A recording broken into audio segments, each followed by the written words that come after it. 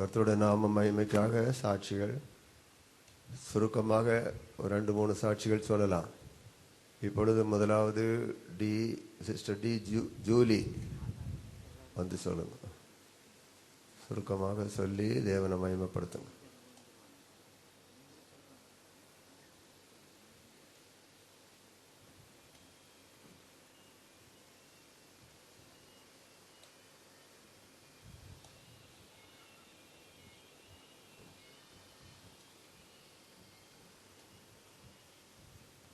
கர்த்தருடைய பரிசுத்த நாமத்துக்கு ஸ்தோத்திரம். பரிசுத்தவான்கள் மத்தியிலே என்னை கூட கர்த்தர் சிறு சாட்சியாக நினைத்ததுக்காய் நான் கர்த்தரை நன்றியோடு ஸ்தோத்திரிக்கிறேன். நான் ரகசியமாக தான் கோயிலுக்கு வருவேன். எனக்கு ஒரு அப்போ 2 பையன், 2வது ஒரு குழந்தை பிறந்தது.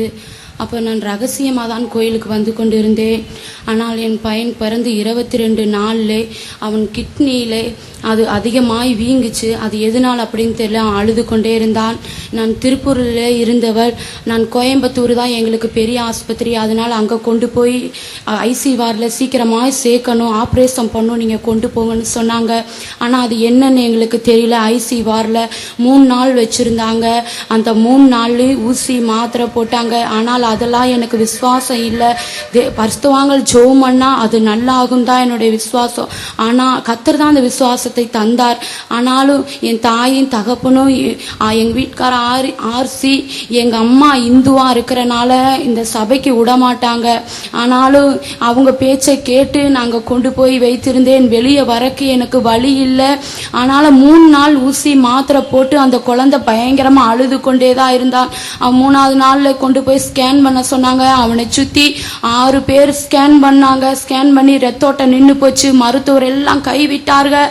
இந்த குழந்தை பிழைக்கிறது கஷ்டம்னு சொன்னாங்க. ஆனாலும் அந்த நேரத்தில் ஆண்டவரே இந்த எண்ணெய் தொடுவதற்கும் கூட என்னிடத்துல தகுதி இல்லை சப்பா, நீர் இது ரத்தமாய் மாற்றுன்னு சொல்லி கர்த்தர் அந்த சென்னையை ஜெபிக்கவும் அதை பூசவும் கர்த்தர் கிருபை தந்தார். அந்த நாளில் அற்புதமாக சுகத்தை தந்தார். வெளிநாடு டாக்டர் வந்து இந்த பையனை பார்ப்பாங்கன்னு சொன்னாங்க. அந்த சுகம் கிடைத்தது. நான் திரும்பி வீட்டுக்கு போன்னு சொல்லிட்டாங்க. ஆச்சரியமா இருக்கே, சரி போமான்னு சொல்லிட்டாங்க. அப்ப அந்த வெளிநாட்டு டாக்டர் இடத்துல இந்த பையனை தூக்கிட்டு போய் நான் கேட்டேன், இது எதனால வந்துச்சுன்னு. அந்த டாக்டர் எனக்கே தெரியலன்னு சொன்னார். கர்த்தர் இப்படியாய் அற்புதம் செய்தார். கர்த்தர் எனக்கு அநேக நன்மைகளை செய்திருக்கார். கர்த்தர் செய்த எல்லா நன்மைகளுக்காய் நான் கர்த்தரை நன்றியோடு ஸ்தோத்திரித்து இந்த சிறு சாட்சியை முடிக்கிறேன். கர்த்தருக்கு ஸ்தோத்திரம். இன்னும் 1-2 பேர் சொல்லலாம், சாட்சி சொல்லலாம்.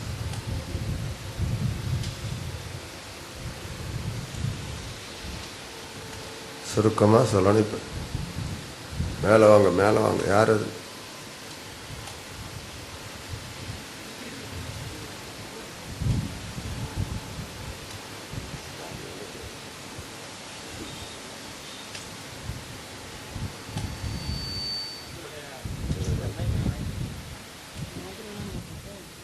கர்த்தருடைய பரிசுத்த நாமத்துக்கு மகிமை உண்டாகட்டும்.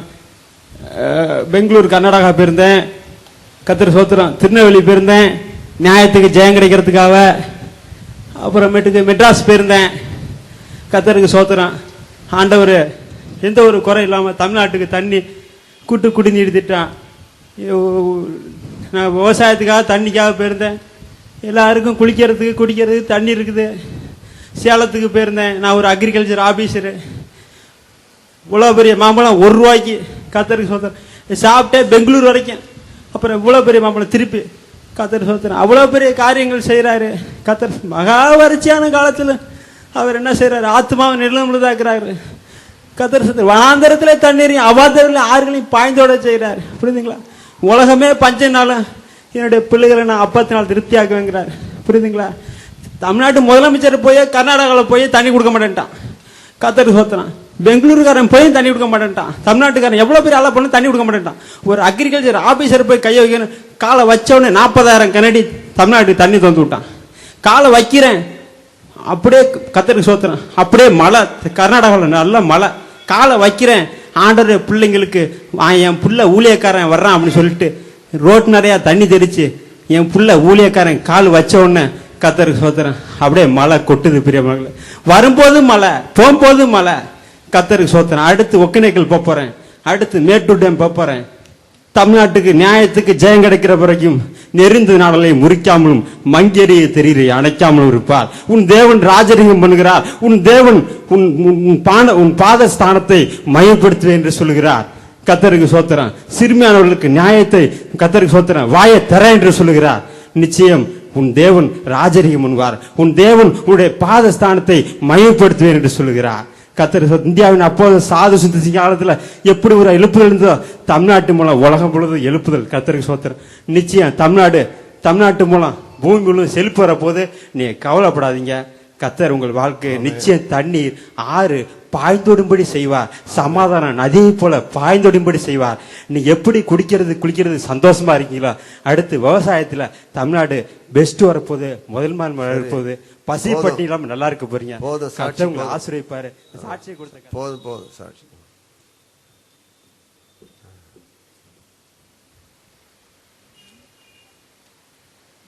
கர்த்தருக்கு ஸ்தோத்திரம். அருமையான பரிசுத்தமான் சபையில கூட அடியனை கொண்டு வந்து அவர் செய்த நன்மைகளை கூறும்படி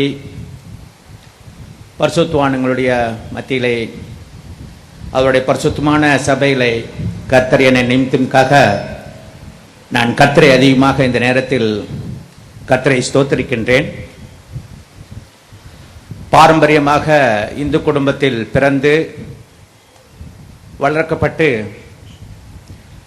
இப்படியாக நான் 1982ஆம் ஆண்டு நான் இராணுவத்தில் போய் சேர்ந்தேன். நான் கும்பகோணத்தை சேர்ந்த சபையை சேர்ந்த என் பெயர் கிருபைதாஸ். 82ஆம் ஆண்டு நான் இராணுவத்தில் சேர்ந்த பிறகு சுமார் 9 வருடம் நான் நல்லபடியாக என்னுடைய சர்வீஸை செய்து கொண்டு வந்தேன். ஒரு முறை நான் லீவுக்கு வரும்போது எனக்கு திருமணம் நிச்சயிக்கப்பட்டது. திருமணம் நிச்சயிக்கப்பட்டு அந்த விவாகம் நல்லபடியாக முடிந்து என்னுடைய மனைவியை அவர்கள் தாய் தகப்பன் வீட்டில் விட்டுவிட்டு நான் மறுபடியும் என்னுடைய பணிக்கு நான் திரும்பி சென்றேன். திரும்பி சென்றவுடன் எனக்கு நான் பணிபுரிந்த என்னுடைய இராணுவத்தின் குரூப்பில் 3 வருஷத்துக்கு ஒரு முறை மாற்றுதலாகி வேறு இடம் செல்ல வேண்டும். அப்படியாக நான் திருமணமாகி சென்றவுடனே எனக்கு அறிவிக்கப்பட்டது மாற்றுதல் இடம். உடனே நான் 1 வாரம் கழித்து நான் இருந்த ஜம்மு காஷ்மீர்லேருந்து மாற்றுதலாகி சிம்லாவுக்கு மேல ஜாக்கடி என்ற மலைப்பிரதேசத்துக்கு நான் சென்றேன். நல்லபடியாக தான் நான் சென்றேன். ஆனால் அந்த சமயத்தில் கூட இயேசு கிறிஸ்துவை பற்றி எனக்கு தெரியுது. ஏன்னா பாரம்பரியமாக இந்து குடும்பத்தில் பிறந்து வளர்க்கப்பட்டவன். என்னுடைய தாய் தகப்பன்மார்கள் எல்லோரும் இந்தியில் பாரம்பரியமாக வளர்க்கப்பட்டு வந்தவர்கள். அப்படியாக அந்த இடத்துக்கு சென்ற உடனே நான் முதலில் அங்கே சென்று 1 வாரம் கழித்து நல்லபடியாக நான் ஆஃபீஸுக்கு சென்று விட்டு நல்லபடியாக தான் நான் வந்து கொண்டிருந்தேன். ஆனால் ஒரு நாள் இரவு நேரத்தில் படுத்து உறங்கிய மறுகாலில் எழுந்தவுடன் எனக்குள் ஒரு பயம் ஏற்பட்டது. பயம் ஏற்பட்டவுடனே அதை நான் சாதாரணமாக நினைத்து கொண்டு மறுபடி நான் என்னுடைய வேலைக்கு திரும்பி சென்றேன். இப்படியாக 1 வாரம் கழித்த உடனே எனக்கு பயம் அதிகமாக தான் வந்து கொண்டிருந்தது தவிர வேறு வழி ஒன்றுமில்லை. நாளடைவில் அந்த பயம் ஏற்பட்டு யாருடமே பேச முடியாமல் ஆகிவிட்டது. ஆஃபீஸ்க்கு சென்றாலும் யாரோட பேச மாட்டேன், யாரோடுமே பேச விடுவது. நேராக ஆஃபீஸ்க்கு சென்று நேராக என்னுடைய இடத்துக்கு வந்து விடுவேன். இப்படியாக இருந்த உடனே அங்கு வேலை செய்வதற்கு எனக்கு இஷ்டமில்லை. உடனே என்னுடைய அதிகாரியிடம் சென்று நான் உடனே வீட்டுக்கு செல்ல வேண்டும். அவர்கள் எல்லோரும் அதிசயப்பட்டவர்கள். வந்து 1 வாரம் ஆகிவிட்டது, இப்போ உடனே வீட்டுக்கு லீவு செல்ல வேண்டும் என்று விரும்புகிறீர்கள். நான் உடனே லீவுக்கு செல்ல வேண்டும். உடனே அவர்கள் என்னுடைய வாக்கை நியமித்து உடனே எனக்கு லீவ் செக்ஷன் பண்ணார்கள். உடனே நான் என்னுடைய வீட்டுக்கு வந்தேன். வீட்டில் வந்தவுடனே எல்லாரும் சொன்ன பிறகு எல்லாரும் ரொம்ப வருத்தப்பட்டார்கள். நல்லபடியாக தான் போனார் என்று. மறுபடியும் அப்படியாக இருந்து மறுபடியும் நான் 1 மாதம் லீவு கழித்து விட்டு மறுபடியும் சென்றேன். அதே நிலைமை தான். அதை விட நிலைமை மோசம். பயம், யாருடன் பேச முடியாது, வேலை செய்ய முடியாது, படுத்த படுக்கையா தான். உடனே மறுபடியும் நான் விடுமுறைக்கு படித்து மறுபடியும் நான் லீவுக்கு செல்ல வேண்டும். ஒரு மாதம் என்று கேட்டேன். மறுபடியும் அவர்கள் என்னுடைய விடுமுறைக்கு மறுப்பு தெரிவிக்காமல் உடனே என்னுடைய வீட்டுக்கு அனுப்பினார்கள். வந்தவன் தான் வந்து என்னுடைய வீட்டார்கள் எல்லோரும் சொல்றோம், அவர்கள் யாராவது பில்லிசூனி வைத்திருப்பார்கள், நல்லபடியாக இருக்கிறார்கள் என்று. பில்லிசூனி வைத்து பல மந்திரவாதிகள் அழைத்து சென்றார்கள், பல டாக்டரிடம் அழைத்து சென்றார்கள். அப்பொழுது அந்த சமயத்தில் நாளடைவில் நான் வீட்டுக்கு வந்து படுத்து படுக்கையாகிவிட்டேன். படுத்து படுக்காயிட்டு அந்த நேரத்தில் பாருங்கள், தலையில ஒரே குத்தலா இருக்கும், யாரோடும் பேச முடியாது. யாரும் என்னுடைய நெருங்கி வந்தாலும் யாரும் பேசவே முடியாது. கோபம் தான், யாரும் என்னுடைய எதிர்க்கு வரவே கூடாது, போங்கள். உடனே வேலைக்கு செல்ல வேண்டும், வேலைக்கும் செல்ல முடியாது. நாங்கள் என்னோட இங்கேருந்து போக முடியாது, என்னோட முடியாது, என்னை யாரும் துன்புறுத்தார்கள், என்னை விட்டு விடுங்கள். அப்பொழுதுதான் மனதில் ஒரே சிந்தனை தான் வரும், எப்பொழுது என்னுடைய உயிரை மறித்து கொள்ள வேண்டும், என்னை தனிமையாக விட வேண்டும், நான் மறித்து சாக வேண்டும், இனி வாழ்வு கிடையாது என்று நினைத்து இப்படியாக தான் என்னுடைய சிந்தையில வந்துகிட்டே இருக்கும். பயம், யாரு கண்ட பயம். இப்படியாக 6 மாதம் படுத்த படுக்கையாக இருந்தேன். என்னுடைய வேலையும் போய்விட்டது. என்னுடைய தலைமை அலுவலகம் அப்பொழுது பெங்களூரில் இருந்தது. அந்த இடத்திலிருந்து கூட 6 மாதத்துக்கு பிறகு எனக்கு உடனடியாக வேலையில் சேர வேண்டும் என்று எனக்கு லெட்டர் வந்தது. என்னுடைய வீட்டார்கள் எல்லோரும் படுத்த படுக்கையாதான் ஆகிவிட்டார், இவர் என்ன செய்வது? பல டாக்டரிடம் அழைத்து சென்றேன், பல மந்திரவாதிகள் அழைத்து குணமாகவில்லை.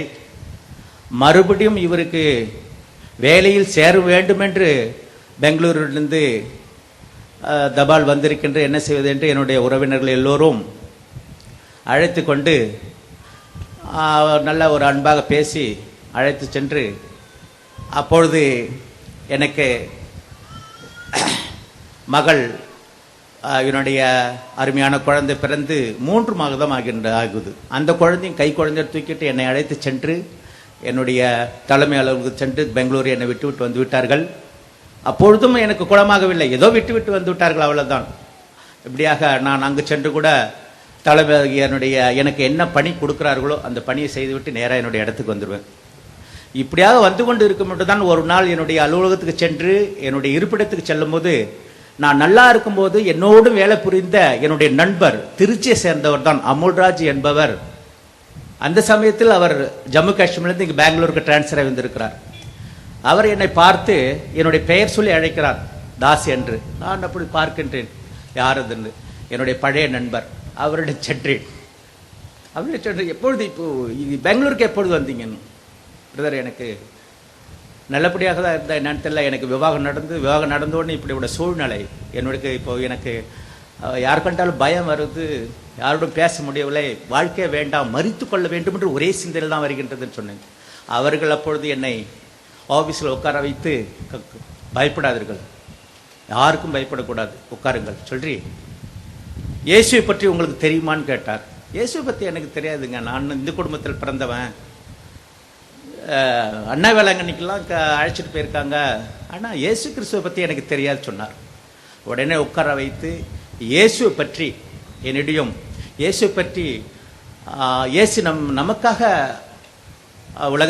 இந்த உலகத்துக்கு வந்து மனுஷரூபமாக வந்து பிறந்தார், நமக்காக மரித்தார், நம்முடைய பாவங்களுக்காக மரித்தார், அவர்தான் நமக்கு சுகம் கொடுக்கிறவர், இப்பொழுது கூட உங்களுக்கு அவர்தான் சுகம் கொடுக்க போகிறார், உட்காருங்கன்னு சொல்லி ஒரு வெள்ளை பேப்பரில் எப்படி ஜெபம் செய்வது என்று எழுதி இதை படித்து பாருங்கள் சொன்னார். படித்து கொண்டேன். இப்பொழுது நீங்கள் கண்ணை மூடுங்கள், இப்பொழுது உங்களுக்காக நான் ஜெபிக்க போகிறேன். ஜெபித்தவுடன் இயேசு உங்களுக்கு இதே நேரத்தில் உங்களுடைய இதயத்தில் எப்படி பயம் ஏற்படுகின்றதோ, யாரும் பேச முடியாது, வேலை செய்ய முடியாது, எப்படி நீங்க மரித்து கொள்ள வேண்டும் என்று எந்த நிமிடத்தில் எனக்கு சமயம் கிடைக்கும், எப்பொழுது மரித்து கொள்ள வேண்டும் என்று இருக்கிறீர்களோ, இப்பொழுது கர்த்தர் இயேசு உங்களுக்கு அற்புதம் செய்ய போகிறார் என்று கூறி கண்ணை மூடுங்கள் சொன்னார். கண்ணை மூடினேன். அவர் உடனே எனக்காக ஜெபித்தார். ஜெபித்த உடனே கர்த்தருடைய வல்லமை அப்படியே என்னுடைய சரீரத்தில் இறங்கி, அப்பொழுதுதான் நான் உணர்ந்தேன் மெய்யான ஜீவனுள்ள தெய்வம் இயேசுதான் என்று. ஏனென்றால் 6 மாதம் நான் அப்படியாக படுத்த படுக்கை கிடந்து என்னை உற்றார் உறவினர்கள் கூட ரொம்பவும் சலித்து விட்டார்கள் என்னுடைய நோயை கண்டு. படுத்த படுக்கை தான், இரவு நேரத்தில் தூக்கமே இருக்காது, இப்படியே கண்ணு முழித்து தான் இருப்பேன். யாரும் பேச முடியாது. அதெல்லாம் நினைத்து இப்பொழுது இவர் ஜெபம் பண்ண உடனே இயேசு அற்புதமாக என்னுடைய இதயத்தில் அற்புதமாக ஒரு வல்லமை இறங்கி என்னுடைய பயம் எப்படின்னா என்னுடைய இருதயம் எப்போதாலும் பயமா இருக்கும், அப்படியே துடிச்சுக்கிட்டே இருக்கும், யாரை கண்டாலும் பேச முடியாது. அப்படியாக அந்த வல்லமை இயேசோட வல்லமை இறங்கி அந்த இருதயத்தில் இருந்த பயம் அப்படியே நீங்கினது. நீங்கி ஒரு சந்தோஷம், என்னை அறியாமல் ஒரு சந்தோஷம் ஏற்பட்டது. என்னை அறியாமல் ஒரு சந்தோஷம் ஏற்பட்டு எனக்குள் கிரியை செய்த அந்த வல்லமைகள் என்னுடைய சரீரத்திலிருந்து நீங்கினது. நீங்கி ஒரு அற்புதத்தை கண்ட உடனே அப்பொழுதுதான் எனக்கு தைரியம் வந்தது. இனி இந்த இராணுவத்தில் நான் வேலை செய்வேன், இனி என்னுடைய மனைவி மக்களை காப்பாற்றுவேன், இனி நல்லபடியாக வேலை செய்வேன். கர்த்தர் இயேசு இப்பொழுதே அற்புதம் செய்திருக்கிறார் என்று ஒரு விசுவாசத்தை கர்த்தர் எனக்கு தந்தார். என்னுடைய சரீரத்தில் இருந்த வியாதியில நீக்கி அற்புதமாக அந்த இடத்தில் எனக்கு அற்புதம் செய்தார். அதே சகோதரிடம் சொன்னேன், பிரதர் நீங்கள் ஜெபிச்சிங்க, இயேசு இதே நேரத்தில் 6 மாதமாக நான் படுக்க இருந்தவனுக்கு இந்த வியாதியிலிருந்து விடுதலை தந்தார், பயத்திலிருந்து விடுதலை தந்தார். இப்படி அற்புதமான ஒரு தெய்வத்தை இதுவரைக்கும் நான் அறியாமல் இருந்தேனே என்று சொன்னேன். உடனே கவலைப்படாதுங்க சொல்லி எனக்கு அப்பொழுதெல்லாம் ரெட் கலர் தான் பைபிள் கிடைக்கும், புதிய ஏற்பாடு. அந்த புதிய ஏற்பாடு எனக்கு கையில் கொடுத்து அந்த வெள்ளை பேப்பரில் எப்படி ஜெபம் செய்யணும் அதையும் கொடுத்து நீங்கள் அந்த ஸ்டே இடத்துக்கு சென்ற உடனே காலையில் இந்த பேப்பரில் உள்ள ஜெபத்தை படிங்க. இதில் இந்த பைபிளை டெய்லி உங்களுக்கு டைம் கிடைக்கும் போதெல்லாம் உங்களோட வேலையை விட்டுட்டு வேலை செய்யக்கூடிய நேரத்தை விட்டுட்டு பாக்கி எவ்வளோ டைம் கிடைக்கும் அப்படியே உட்காந்து படிங்க. உங்களுடைய சிந்தையில் வர எண்ணங்கள், பயங்கள் எல்லாத்தையும் கர்த்தர் நீக்கி அற்புதமாக உங்களை எடுத்து பயன்படுத்துவார் சொன்னார். உடனே அப்படியாக நீங்கள் சொல்கிற பிறகு நான் செய்கிறீங்கன்னு சொல்லிட்டு உடனே நான் அந்த பைபிளை எடுத்துக்கண்டு உடனே ஜெபம் செய்வது தான், அந்த பைபிளை படிப்பது தான், வேலைக்கு செய்வது. இப்படியாக கர்த்தர் என்னை அற்புதமாக அந்த பெங்களூர் பட்டணத்தில் 1991 ஆண்டு என்னை கர்த்தர் தெரிந்து கொண்டு நல்லபடியாக என்னுடைய சரீரத்தில் இந்த வியாதியில் நீக்கி அற்புதமான ஒரு சுகத்தை தந்து மறுபடியும் நான் எந்த நிலையிலிருந்து கும்பகோணத்திலிருந்து நான் பெங்களூருக்கு என்னை அறியாமல் என்னுடைய உறவுகளை அழைத்து சென்றார்களோ அவங்க அழைச்சிட்டு போகும்போது எனக்கு தெரியாது எங்கே அழைச்சிட்டு போகிறாங்க, எப்படி அழைச்சிட்டு போகிறாங்க, ஏதோ கையை பிடிச்சி அழைச்சிட்டு போகிறாங்க, அவ்வளோதான். ஆனால் கர்த்தர் அந்த பெங்களூர் பட்டணத்தில் அற்புதமான என்னை மாற்றி சுகத்தை தந்து மறுபடியும் என்னுடைய மனைவி மக்களை பார்க்க உதவி செய்தார். அதற்கு பிறகு நான் பெங்களூர்லேருந்து மறுபடியும் குவாலியர் பட்டணத்துக்கு, மத்திய பிரதேசம் குவாலியர் பட்டணத்துக்கு சென்றேன். அதற்கு பிறகு நான் பஞ்சாப் மாநிலத்துக்கு சென்றவுடன் தான் இண்டிபெண்டன்ஸ் சபைக்கு நான் பெங்களூரில் போய்கொண்டிருந்த இண்டிபெண்டன்ஸ் சபையிலிருந்து நான் பஞ்சாபுக்கு சென்ற உடனே அங்கேயும் இண்டிபெண்டன்ஸ் சபைக்கு சென்று கொண்டிருந்தேன். அப்பொழுது கூட அவர்கள் இண்டிபெண்டன்ஸ் சபைக்கு சென்றோடனே எனக்கு ஒரு மனதில் ஒரு சமாதானம் கிடையாது, பல குழப்பங்கள். இப்படியாக நான் போய்கொண்டிருக்கும் போது தான் அந்த பஞ்சாப் மாநிலத்தில் பட்டான்கோட் என்ற இடத்தில் ஒரு அன்பையான சகோதரர் மதுரையை சேர்ந்தவர், அவர் என்னிடம் கூறி, அவர் நம்மளுடைய சிபிஎம் பிளேவர், அவர் ஒரு நாள் என்னை அழைத்து நீங்கள் என்னோட சபைக்கு வாங்க, ஒரு நாள் வாங்க. ஐயா நாங்கள் சிபிஎம் சபைக்கு வரவே மாட்டோங்க, அவங்கள பற்றி நான் ரொம்ப பேர் எங்கள் சபையில் ரொம்ப குறைய சொல்கிறாங்க. அப்படி இல்லைங்க, நீங்கள் என்னோட வாங்க, ஒரு நாள் வாங்க, நான் உன்னை அழைச்சிட்டு போகிறேன், கர்த்தர் எப்படி அற்புதமான உங்களுக்கு வெளிப்படுத்தி தராரு அப்படிங்களா சொல்லி என்னை அழைத்துட்டு போனார். அந்த பட்டான்கோட்டில் ஒரே ஒரு நாள் தான் நான் நம்மளுடைய சபைக்கு சென்று நான் முழங்கால் படியிட்டு ஜபித்து அந்த ஆராதனை கலந்து கொண்டு வந்தேன். அன்று இரவே கர்த்தர் அற்புதமான தரிசனத்தை காண்பித்தார். சரியாக அதே இடத்தில் நம்மளுடைய சிபிஎம் சபையில் பரிசுத்தவான்கள் எல்லோரும் முழங்கால் படியிட்டு ஜபித்து கொண்டு இருக்கிறார்கள். அவருடைய மத்தியில் நாடன் முழங்கால் படியிட்டு ஜபித்து கொண்டு இருக்கிறேன். அப்பொழுது ஒரு வார்த்தை, வானத்தில் ஒரு வார்த்தை ஏற்படுகின்றது கர்த்தரிடத்திலிருந்து, உன்னுடைய 2 கையும் நீட்டு என்று. நீட்டின உடனே 3 பொட்டணம் என்னுடைய கையில் வைக்கிறார்கள். வைத்து அந்த கையை வைக்குது, அந்த பொட்டணம் அப்படியே பிரித்த ஒன்றும் 2 பொட்டணத்தில் வெந்தய வரை, 1 பொட்டணத்தில் சிமெண்ட் கலர் பவுடர், இப்படியாக அந்த கலர் அந்த பொருள் தென்பட்டோடனே ஒரே வார்த்தை, மறுபடியும் ஒரு வார்த்தை ஏற்படுகின்றது. கஷ்டத்தை கண்டு சோர்ந்து போகாதே, எந்த இடத்துல நீ பரிசுத்தவான்கள் சபையில் எந்த இடத்துல உட்கார்ந்து இருக்கிறியோ இதுதான் உண்மையான சபை, இதுதான் உண்மையான பரிசுத்தவான்கள், இதுதான் உனக்கு நிரந்தரமான சபை என்று வார்த்தை ஏற்பட்ட உடனே அப்படியே மறைந்து விட்டது. உடனே அப்பொழுதுதான் நான் நினைத்தேன், அற்புதமான இயேசு எனக்கு உண்மையான என்னுடைய இருதயத்தில் நான் எந்த சபைக்கு சென்று நிரந்தரமாக என் தேவனை தரிசிப்பேன் என்று என்னுடைய இருதயத்தில் நான் நினைத்து கொண்டிருந்தனோ அப்பொழுதுதான் அந்த உண்மையான சபை எனக்கு வெளிப்படுத்தினார். உடனே என்னுடைய கம்பெனிக்கு ஒரே வாரத்தில் நான் லீவு கேட்டேன். எனக்கு உடனே எனக்கு லீவ் வேணுங்க, முக்கியமான காரியத்துக்காக போகணும், கும்பகோணம் போக வேண்டும். அப்படியா என்று லீவுக்கு வந்தேன். கும்பகோணத்தில் அப்பொழுது நம்மளுடைய சபை, இப்பொழுது இருக்கிற சபைக்கு பின்புறம் சர்வமங்கல திருமண மாளுக்கு எத்தாப்புல தான் ஓட்டு வீட்டில் நம்மளுடைய சபை நடக்கும். அப்பொழுது கர்த்தருக்குள் மகிமை அடைந்த திரு பாஸ்டர் ஜெபமணி அவர்கள் இப்பொழுது பாளையங்கோட்டிலிருந்து கர்த்தருக்குள் நித்திரை அடைந்தார்கள். அப்பொழுதுதான் கும்பகோணத்தில் பிரதர் ஜெபமணியாக இருந்தார்கள். அவர்களிடம் சென்று, ஐயா, நான் இராணுவத்தில் பணிபுரிகின்றேன், எனக்கு கர்த்தர் எப்படியாக வெளிப்படுத்தினார், உங்களுடைய சபை தான் நிரந்தரமான சபை, உண்மையான சபை என்று நான் உங்கள் சபைக்கு வரணும்னு. அப்படிங்களா, இன்னும் நீங்கள் வாங்க. அப்பொழுது ஒரு மழைக்காலமாக இருந்தபடியால் நம்மளுடைய அப்பொழுது புதிதாக இடம் வாங்கி, அந்த திருமண மகளுக்கு பின்புறம் புதிதாக இடம் வாங்கி அப்பொழுது கீத்து கொட்டா கட்டி இப்படியாக சபை நடந்து கொண்டிருந்தது. அப்பொழுது அவர்களும் பாஸ்டர் ஜெபமணி அவர்களிடம் கூறின பெண்ணு மறுவாரமே அவர்கள் நம்மளுடைய சபையிலே நான் சென்று கொண்டிருந்தேன்.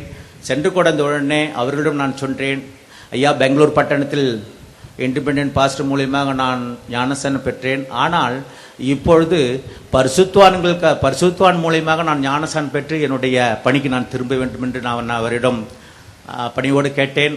அவரும் அதற்கு ஒற்றுக்கொண்டு, நீங்கள் மறுவாரத்தில் நீங்கள் ஞானஸ்தானம் எடுத்துக்கொண்டு உங்களுடைய பணிக்கு திரும்பலாம் என்று கூறினார். நான் மறுவாரம் அதே கும்பகோணம் பட்டணத்தில் நான் ஞானஸ்தானம் பெற்று மறுபடியும் நான் என்னுடைய பணிக்கு திரும்பி, சுமார் பாருங்க, 9 வேலையில் சேர்ந்து 9 வருடங்கள் எனக்கு உடல்நிலை சரியில்லாமல் போயிடுது. மறுபடியும் இயேசு இன்றைக்கும் அவர் ஜீவிக்கிறார். மறுபடியும் எனக்கு மறு ஜீவன் தந்து மெய்யான ஜீவனுள்ள தெய்வம் நானே என்று வெளிப்படுத்தி மறுபடியும் சுமார் 12 வருடங்கள் நான் வெளி மாநிலத்தில் பணிபுரிந்து 2003ஆம் ஆண்டு நான் ரிட்டையர்ட் ஆகிறதுக்கு கர்த்தர் உதவி செய்தார். இப்படியாக என்னுடைய ஜீவத்தில் செய்த அவருடைய நன்மைக்காக இந்த நேரத்தில் நான் அதிகமாக ஸ்தோத்தரிக்கின்றேன். அருமையான நம்மளுடைய பரிசுத்தவான்களும் இங்கு வந்திருக்கிற அருமையான சகோதரர்கள் எல்லோரும் என் வீட்டாருக்கும் எனக்கும் என் வீட்டார்களுக்காகவும் நீங்கள் ஜெபிக்கும்படி தாழ்மையுடன் கேட்டுக்கொள்கிறேன். கர்த்தருக்கு ஸ்தோத்திரம்.